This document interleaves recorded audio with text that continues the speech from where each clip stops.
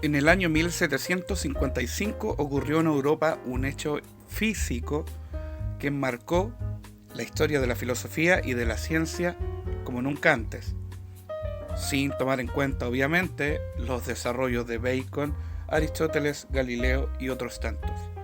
Era, después de Newton, el avance científico y filosófico más importante de la época.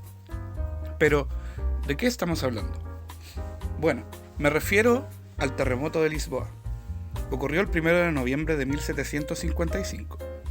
Fue un evento catastrófico que marcó profundamente a la sociedad europea de aquel siglo y tuvo una gran influencia en el pensamiento filosófico de adivinad quién, Immanuel Kant, un amigo de este canal. Kant tiene la particularidad de ser un filósofo de su tiempo, pero muy filósofo de su tiempo. Ya que me refiero con eso, es que no era solamente un filósofo de escritorio, no era alguien que especulaba sobre metafísica solamente, sino que también, además de ser un gran lógico y fan del trabajo de Aristóteles, era una persona que se dedicaba a la ciencia. Durante muchos años fue tutor privado, fue profesor particular, también sí se le podría decir, y asistente de universidad de la materia de matemáticas y de física. Por lo tanto, su conocimiento en la materia no era algo bajo. De hecho, cabe señalar que una de las menciones de la licenciatura de Kant, es decir, el equivalente a nuestro pregrado académico, esos primeros 4 o 5 años que se estudian en la universidad, era ser alguien experto en geografía. Además que ese grado, y usted puede buscar ahí en internet la información, ese grado era triple o cuádruple según la página que usted consulte, porque estaba también especializado en filosofía, teología y matemática.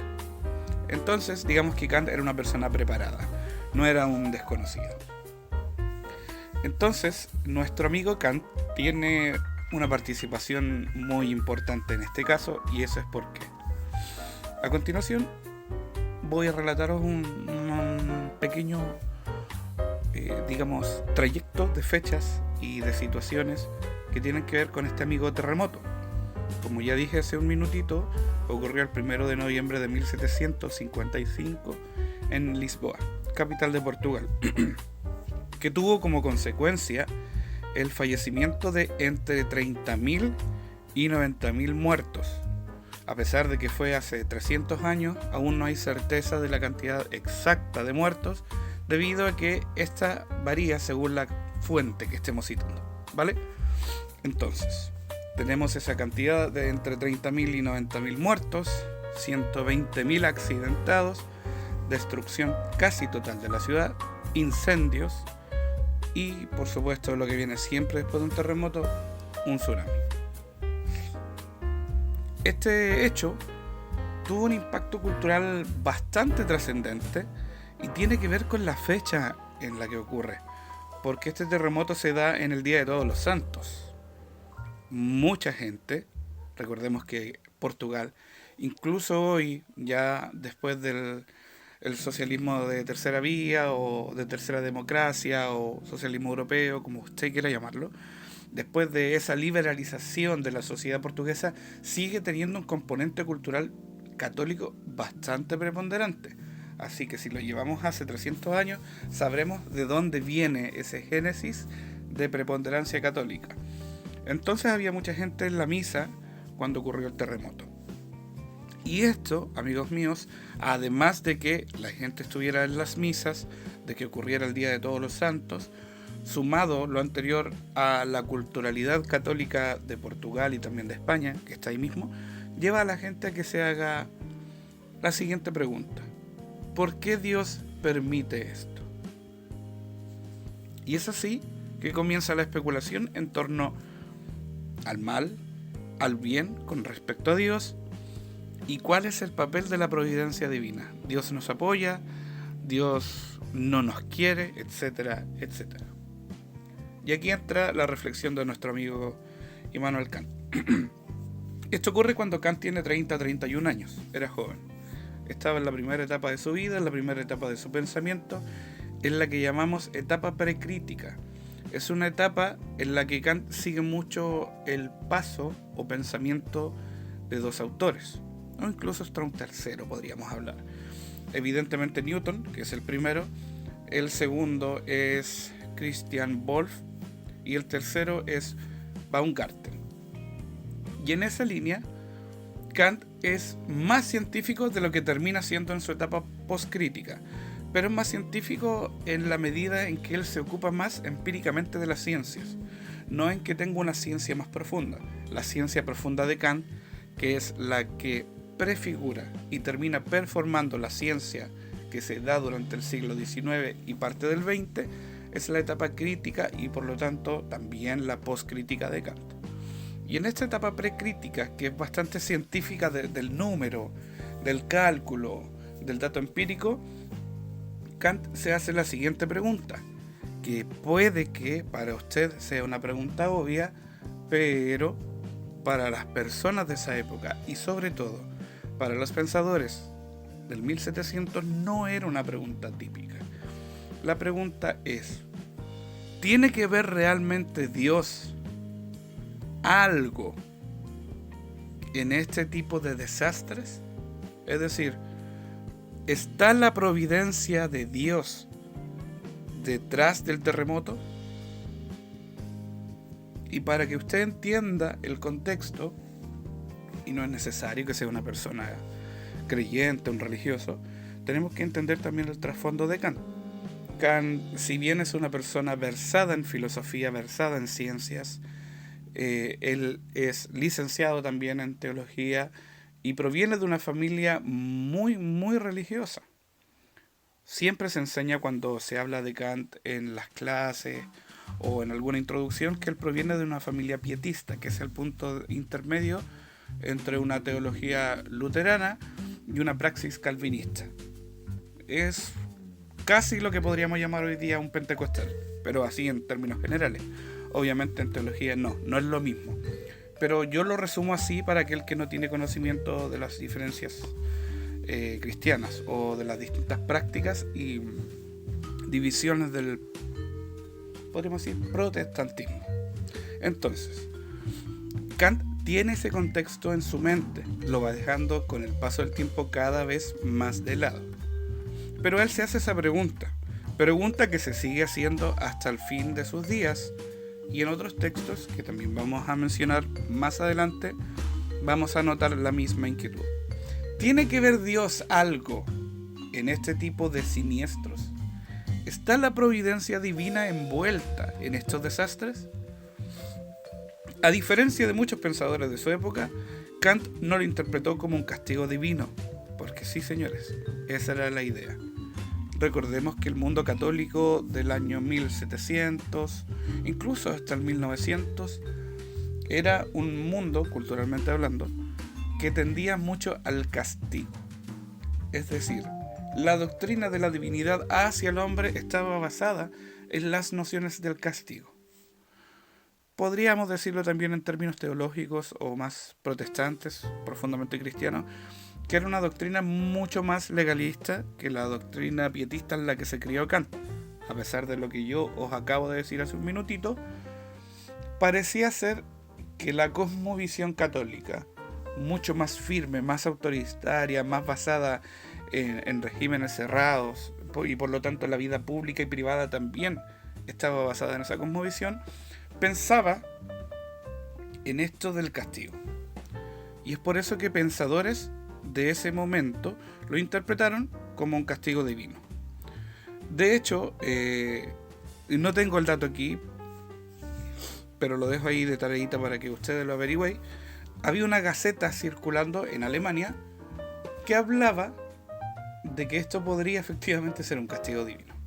Kant no lo ve así e intenta buscar, y esto es por causa no de una rebelión contra lo evangélico, sino basado en sus estudios de filosofía, de teología, de geografía. Quiere llegar a entenderlo desde una perspectiva naturalista. Por eso nuestro amigo escribió 3 breves textos. entre 1755 y 1756. Los textos serían los siguientes. El primero es sobre los terremotos, ese mismo año. Luego, Historia Natural General y Teoría del Cielo, aunque este no trata exclusivamente sobre los terremotos, y más adelante voy a comentaros de qué va, tiene que ver con el contexto de este Kant ultra empírico y científico de fórmulas, de números. Y el último, que lo escribió al año siguiente, son las nuevas observaciones y consideraciones sobre los terremotos. En estos textos, Kant intentó explicar el terremoto en términos físicos, como lo hemos estado conversando, ya no con la noción de la providencia o de Dios, sino como resultado de fenómenos subterráneos, gases, movimientos de placas, etc., anticipando conceptos, y aquí atención, de la sismología moderna. Y es por eso que yo me he tomado la libertad de nombrar, así con toda arbitrariedad, y de hecho he intentado asesorarme con gente de la geología, pero nadie me ha podido dar una respuesta cierta, concreta. Tal vez ellos no tienen la experticia, o tal vez yo estoy delirando, pero podríamos afirmar, con base a este conocimiento, que Kant, si no el padre, es el abuelo directo de la geología con respecto a los sismos, es decir, creador o procreador de la sismología moderna. Conversemos ahora de la importancia filosófica de este suceso. Este evento ayudó en Kant, por supuesto, a formar su actitud crítica hacia las explicaciones religiosas del mal. Ya lo hemos hablado hasta la saciedad.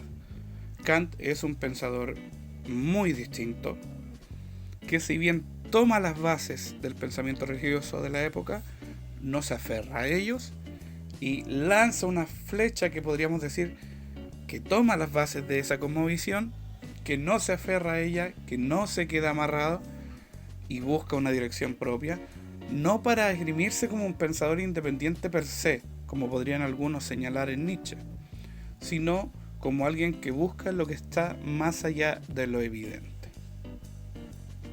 También influyó en su giro hacia una filosofía basada en la razón. Si bien este Kant es un Kant basado en el estudio racional matemático, tiene que ver con un Kant mucho más abrazado a la fórmula matemática, lo empírico. Es un Kant que está en el laboratorio de alguna forma trabajando, pero después de este tipo de especulaciones ya no quiere centrarse solamente en esto del dato empírico o del dato de biblioteca, sino que quiere argumentar a través de la razón, total y evidentemente basado en la razón. Y es en trabajos como este en que vemos que Kant no quiere basarse netamente en la revelación o en el respaldo a la autoridad. Algunos autores ven en su reacción al terremoto el inicio de su camino hacia el criticismo, que es lo que también hemos llamado la etapa crítica neta de Kant. Y esta etapa, para aquellos que no la conocéis, es la etapa que va desde la publicación de la Crítica de la Razón Pura hacia más allá, hasta lo que podríamos denominar, ahí hay algunos autores que disienten, otros que no, pero digamos que hay un punto de inflexión que podría considerarse el final de la etapa crítica de Kant en el texto sobre la paz perpetua. Pero eso también es discutible y no tiene que ver con esta conversación. Una de las preguntas que me he propuesto responderos en esta conversación es la relación de Kant con la sismología. Creo que ya en estos 14 minutos hemos hablado ampliamente de ello, pero quiero recalcar algunos puntos. Si bien, como ya lo dije, Kant podría considerarse uno de los antecesores, un pilar de lo que es la sismología actual, él es uno de los 3 primeros nombres importantes. Y si queremos buscar el primero, del cual también voy a hablar, tenemos que mandarnos un viajecito hacia China. Sí, señores, todo siempre en Asia. ¿Kant se consideraba el mejor? No. Ya habían personas que habían filosofado sobre eso en Asia. Siempre hay un asiático mejor que uno. Si queremos hablar en términos técnicos estrictos de la sismología, el primero fue nuestro amigo Yang Heng. Él vivió entre el año 78 y 139 después de Cristo en China y es ampliamente considerado el primer sismólogo real. ¿Por qué? Porque además de ser un gran erudito, digamos conocedor de la filosofía legalista y de la confucianista, era un astrónomo y también era inventor, participante de la corte de la dinastía Han. En el año en el año 132 inventó el primer sismoscopio. El sismoscopio es una herramienta que durante los siglos se ha ido perfeccionando, ha ido cambiando, pero básicamente tiene la finalidad de detectar terremotos. El sismoscopio de nuestro amigo Yang Heng estaba hecho de bronce y aunque no medía la magnitud, detectaba la dirección de un terremoto, incluso si ésta no se sentía ahí localmente. Este sismógrafo era un recipiente con 8 dragones y bolitas, caniquitas. Cuando había un sismo, una bola o canica caía en la dirección correspondiente. Sí, puede sonar básico, pero estamos hablando de algo del siglo I. Entre el siglo I y el siglo II, principios del siglo II. No era algo muy elaborado. Es por esto que Yang Heng es considerado el primer sismólogo instrumental de la historia. Como ya lo conversamos al principio de esta conversación, si vamos a Europa, el primer intento racional obviamente vino de manos de Immanuel Kant, 1755-1756, con los 3 textos que ya hemos conversado. Vamos a retomar esta idea de los textos más adelante, porque ahora quiero hablaros de otra personita muy importante. De hecho, él es quien marca un antes y un después, ya no en la conversación filosófica acerca de la geología, sino que es un científico pleno, de hecho y derecho, que habla sobre la sismología. Él es Robert Mallet, él es irlandés, y él es el que acuña el término sismología. Realizó experimentos con explosiones para estudiar cómo se propagan las ondas sísmicas. Estudió el terremoto de Nápoles del año 1857 de forma sistemática y aunque usted no lo crea, sí leyó a Kant, trabajó en Kant, aun cuando no lo cita directamente, se puede ver su influencia. De hecho, todo aquel que hable sobre geología, geografía y sismología después de Kant está haciendo una referencia a Kant. Y no quiero sonar como un fanboy de Kant, pero para los que ya me conocéis, sabéis que Kant siempre está presente en la filosofía y en la ciencia, toda después de él.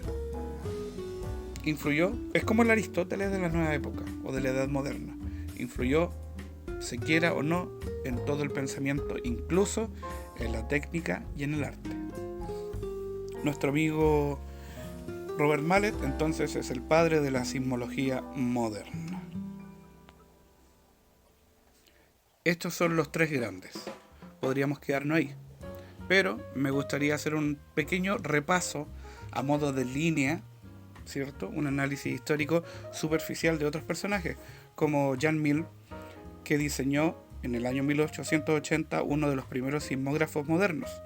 Él fundó la Seismological Society of Japan, primera organización científica, y aquí ya no estamos hablando de especulación filosófica, primera organización científica dedicada a estudiar sismos.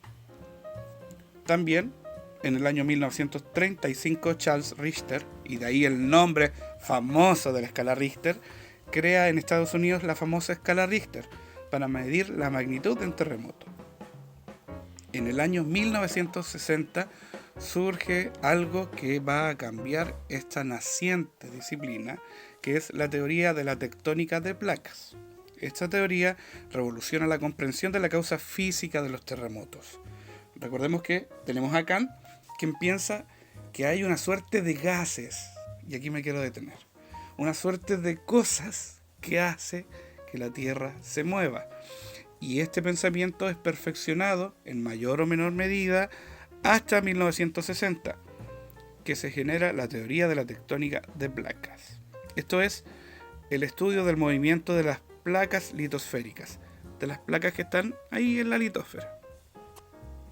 Para retomar algo que mencioné hace como 10 o 15 minutos, me gustaría hablaros de qué van los textos que Kant trabajó sobre el tema de los terremotos. Como ya os comenté, él escribió 3 breves textos. Bueno, uno de ellos quedó imbuido en otro texto más grande, que es uno de los grandes ensayos de Kant en la etapa precrítica. Esto lo escribió entre el año 1755 y 56. ¿A raíz de qué? De lo que comenzamos hablando, el gran terremoto de Lisboa. Estos textos son interesantes porque muestran a un Kant joven, sí, aún no completamente desarrollado en lo que tiene que ver con su filosofía crítica, pero ya está comprometido con el pensamiento racional y obviamente científico, dejando de lado las explicaciones mitológicas o religiosas. Primer texto. Sobre la causa de los terremotos en ocasión del desastre que afligió a muchas regiones de la Tierra a fines del año pasado. Sí, nombre corto. Este texto lo escribió en el año 1755, en diciembre, poquito más de un mes después del terremoto. Y me gustaría contaros una anécdota relacionada a este texto, que me gusta a mí mucho sacar a relucir cuando hablamos del tema de los terremotos y de Kant. Hasta la época actual, hasta el 2000, eran muy, pero muy pocos los filósofos que se hacían famosos, tipo rockstar, en vida. Sin contar los franceses degenerados, que digo yo, que firmaron ahí a favor de la pedofilia, porque ellos fueron todos más polémicos que famosos. Pero sin contarlos a ellos, ningún otro filósofo en la historia fue tan famoso como Kant en vida. ¿Y por qué? Porque cuando Kant publica este ensayo, es un ensayo que él envía a una gaceta, y creo, esto tiene que ver también con la tareita que os di al principio de esta conversación, creo que fue la misma gaceta que habló acerca del tema de la providencia divina relacionada a los terremotos. Él envía este ensayo, la gaceta lo revisa y lo publica, y se vuelve un fenómeno de ventas. Digamos que era una suerte de Byung-Chul Han de 1755. Pero con un tema muy distinto. No habla de existencialismo, no habla de autoexplotación, no habla de deseo, no. Habla de filosofía y de ciencia. Y eso, ese era el dato. Kant se volvió famosillo con 31 años. Algo que quizás muchos filósofos quieren en el día de hoy. Dejar de mendigar, dejar de hacer cursitos extras, dejar de tomar clases a medianoche, dejar de hacer algo distinto a lo que ellos hacen, a lo que ellos estudiaron para poder sobrevivir. Kant se volvió un mainstream, estaba de moda, y claro, el tema era de moda, pero su escrito también causó mucho revuelo, porque recordemos que él está desacralizando un tema que para Occidente era fundamental: Dios castigando al mundo a través de terremotos. Bueno, volvamos al texto en sí.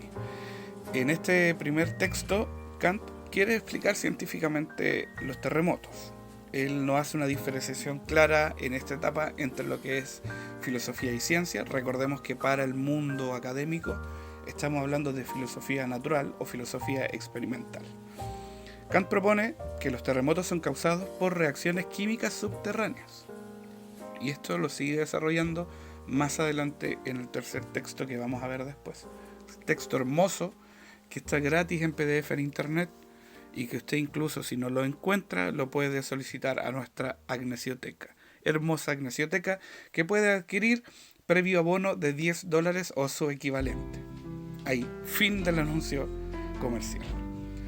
Kant entonces propone que los terremotos son causados por reacciones químicas subterráneas, especialmente entre materiales inflamables, como vapores de agua, minerales, gases, etc., que estaban atrapados debajo de la Tierra. Sostiene que estos materiales, al calentarse o entrar en contacto, generan explosiones o mueven la corteza terrestre, algo así como el conflicto entre las masas de aire caliente y frío que se dan en la parte baja de la atmósfera y que generan lo que nosotros conocemos como truenos, como relámpagos, incluso algunos rayos por ahí. pero debajo de la corteza. También menciona que hay una relación entre terremotos y estructuras montañosas. De hecho, él dice que a mayor cantidad de cadenas es mayor cantidad de terremotos, y pareciera que lo saca de la manga, pero hay una relación que él no está notando, y es que esas cadenas montañosas se forman por la colisión de las placas tectónicas. Y estas placas tectónicas, al meterse una debajo de la otra, ¿cierto?, apretujarse, como decimos en el sur, van levantando montes, sierras y cadenas montañosas, cordilleras en América. Y ahí está la relación que Kant la ve al ojo, pero tiene una respuesta. El bien llamado cinturón de fuego de Asia, Pacífico y América tiene muchas zonas montañosas, y también va de la mano con esta tesis kantiana. Aún con errores científicos, es notable que Kant en este texto intente darnos una explicación natural, racional, sin recurrir a los castigos divinos o a la teología. Texto número 2, que era el texto 3 que mencioné al principio, pero ahora lo voy a mencionar acá, porque el texto número 2 lo voy a incluir en el trabajo de Kant que mencioné hace 2 minutos, que es la historia natural, general y teoría del cielo. De ese vamos a hablar al final. Texto número 2. Breve noticia de los terremotos ocurridos en algunos países recientemente. Esto ya es de febrero de 1756, un mes y medio después del texto anterior, y continúa desarrollando la teoría del movimiento de la corteza generado por el choque de químicos. Pero, a diferencia del anterior, aquí recoge el testimonio de testigos oculares de otros movimientos sísmicos de Europa. Ya no se queda basado plenamente en el de 1755, sino que va hacia otros réplicas, incluso podríamos decir, que se dan en otros lugares del continente. Él usa entonces estas observaciones para intentar identificar patrones. Ya no está solamente tratando de explicar por qué pasó el del Día de Todos los Santos, sino que quiere extender esta observación a una universalidad. Quiere identificar patrones y validar así su hipótesis anterior. Kant entonces considera que las ondas sísmicas se propagan de una forma parecida a las ondas sonoras o al movimiento del agua. También especula sobre la relación entre los terremotos, los volcanes y las aguas subterráneas. Recordemos que en el texto anterior él desarrolla una tesis o hipótesis, como usted quiere llamarlo, para este caso son lo mismo, que tiene que ver con las cadenas montañosas y los movimientos sísmicos. Aquí ya quiere buscar una relación con los volcanes, sí, porque los volcanes suelen no darse aislados, aunque sí tenemos casos de volcanes aislados, pero suelen no darse aislados. Entonces él dice, hay una relación entre los movimientos sísmicos y la explosión de un volcán. Pareciera que esta relación es obvia, pero recordemos que el autor está escribiendo en 1755. Entonces, en ese momento histórico no hay muchas cosas obvias. En este texto, Kant actúa mucho más como un científico empírico, usando datos y comparaciones para sostener sus ideas, a diferencia del texto anterior, en el que él, desde su, podríamos decir, sillón, comienza a escribir con la Biblia en mano, con textos anteriores en mano. Él ya no está lucubrando, él quiere extender su tesis, hacerla válida universalmente. Ahora sí, llegamos al texto que tanto quería comentaros, que es la historia natural general y teoría del cielo. Este texto también lo saca a partir de lo anteriormente mencionado, pero tiene que ver con algo más allá que los terremotos. Kant quiere dar una explicación cosmológica que, si bien bebe de Newton, toma otros descubrimientos, otros alcances e incorpora parte de sí. ¿De qué trata este texto? Aquí él quiere establecer una cosmología completa. Toma los avances de Newton, qué es lo que se está diciendo en la física en este minuto. Yo digo que esto es así, no me gusta, dice Kant, vamos a incorporar, Aristóteles se equivocaba en esto, Aristóteles está bien en esto, Galilei bla bla bla, le da una vuelta y dice, aquí está la forma correcta en cómo interpretar la formación del universo. Y no solo eso, la formación y conformación del sistema solar. ¿A partir de qué? A partir de lo que él denomina sus leyes naturales. Y claro, son leyes naturales. Ya no estamos hablando de la explicación mitológica de Ptolomeo, de, digamos, la pseudoficción de Copérnico. No, aquí Kant está diciendo, lo que pasa en la Tierra, similar a los terremotos, es análogo a lo que pasó en el espacio para la conformación de lo que llamamos sistema solar. Entonces, esto es un resultado de procesos físicos y no una intervención divina. La relevancia para los terremotos de este texto es que Kant aplica la misma lógica. Y él habla de esto de los gases. De hecho, hay algo que quiero mencionar que tiene que ver con los gases, porque es muy importante para la astronomía del siglo XX y también, ¿por qué no?, del siglo XIX, y que nace del estudio de Kant con respecto a los terremotos. Y esto es la hipótesis de la nebulosa. También la escribe acá en este texto, como ya habíamos comentado. Él toma o él hace una analogía, una comparación con respecto a lo que pasa debajo de la corteza terrestre y lo lleva al espacio. Esta hipótesis entonces es la idea de que el sistema solar se forma a partir de una gran nube de gas y polvo, lo que conocemos nosotros hoy como una nebulosa, que por acción de gravedad y movimiento fue colapsando y organizándose hasta dar lugar al Sol primeramente y a los planetas. ¿Qué es lo que dijo exactamente Kant? Bueno, él propone que el universo y los sistemas planetarios no fueron creados directamente por Dios o instantáneamente.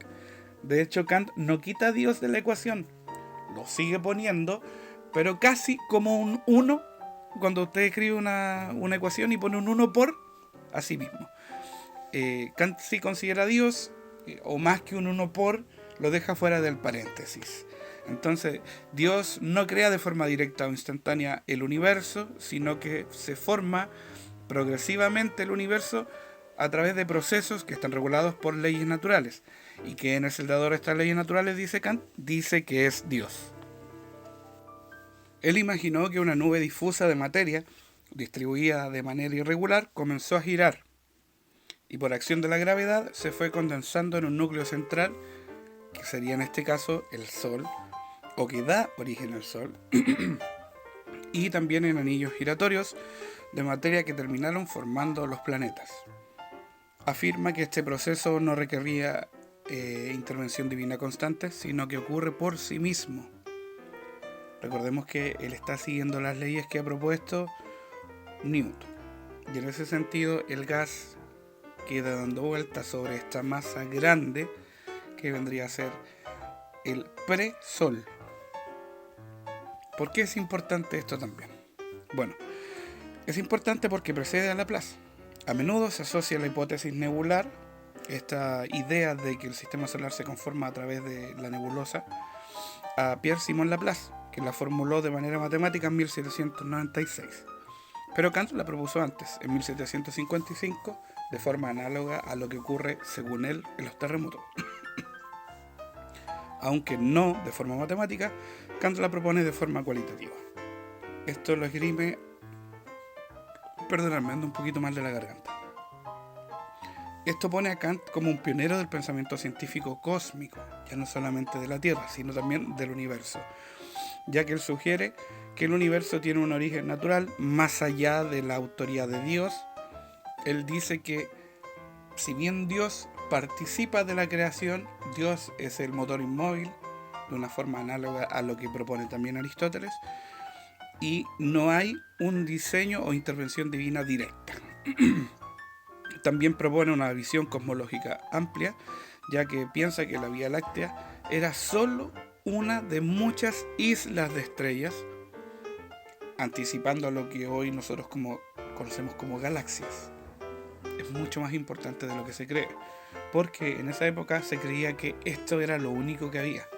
Recordemos que la discusión estaba si la Tierra era o no el centro de ese cúmulo de estrellas, o el Sol en los tiempos de Galilei, y después cómo se ordenaba ese cúmulo de planetas y estrellas. Quiero leerles una cita que a mí me gusta mucho y que la he repetido como 10 veces acá, pero que la tengamos en mente, y tiene que ver con el pensamiento de Kant sobre este texto. La creación es el resultado de la acción de leyes y procesos naturales y universales, y no de actos aislados y directos provenientes del Creador. Y quiero hacer un hincapié, por eso, además de destacar esta frase, quiero hacer un hincapié en la explicación. Para aquellos que se confunden, para aquellos que buscan la polémica, no. Y entiendan cuál era el pensamiento de Kant con respecto a esto. Kant no niega la existencia de Dios. Él cree que la naturaleza funciona sola, sin intervención continua directa, pero él sí cree en la existencia de Dios.